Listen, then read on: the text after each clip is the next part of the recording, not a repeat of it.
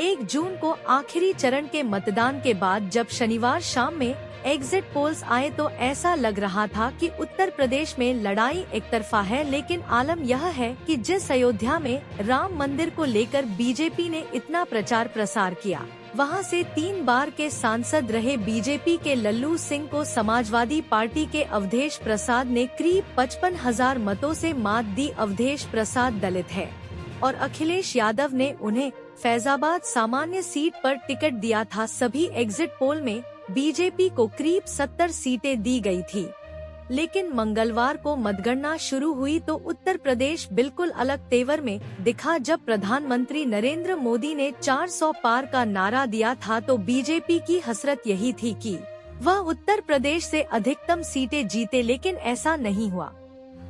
उत्तर प्रदेश में बीजेपी पर इंडिया गठबंधन भारी पड़ा। बीजेपी महज 33 सीटें ही जीत पाई और इंडिया गठबंधन ने 43 सीटों पर अपना परचम लहराया। 2 सीटों पर आरएलडी को जीत मिली और वह राष्ट्रीय जनतांत्रिक गठबंधन (एनडीए) का हिस्सा है, यानी एनडीए को 35 सीटों पर जीत मिली है। इसी का नतीजा है कि बीजेपी पूर्ण बहुमत हासिल नहीं कर पाई। 543 सीटों वाली लोकसभा में बीजेपी को पूर्ण बहुमत के लिए 272 सीटें चाहिए थी, लेकिन इस बार 240 सीटों पर सिमट गई।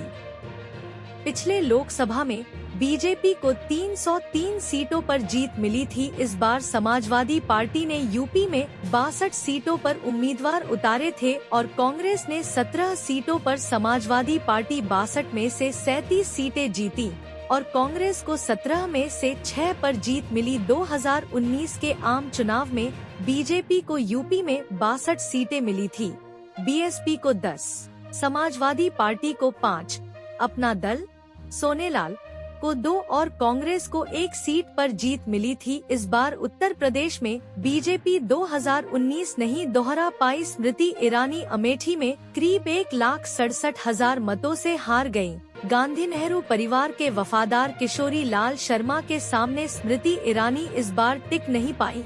उत्तर प्रदेश में मत प्रतिशत की बात करें तो बीजेपी को 41.37% वोट मिले हैं, जबकि समाजवादी पार्टी को 33.5% मत मिल रहा है। कांग्रेस का मत प्रतिशत भी 9% से ज्यादा है। यूपी की सबसे हाई प्रोफाइल सीट वाराणसी से प्रधानमंत्री नरेंद्र मोदी ने 1.50 लाख से ज्यादा मतों से जीत गई है। उत्तर प्रदेश में गौतम बुद्ध नगर से बीजेपी प्रत्याशी डॉक्टर महेश शर्मा ने प्रचंड जीत दर्ज की है। उन्होंने करीब 5.59 लाख से ज्यादा मतों से जीत दर्ज की। वहीं मेरठ सीट से अरुण गोविल 10,585 मतों से चुनाव जीत गए हैं। चुनाव आयोग के आंकड़ों से जानते हैं किस सीट पर किसने विजयश्री हासिल की।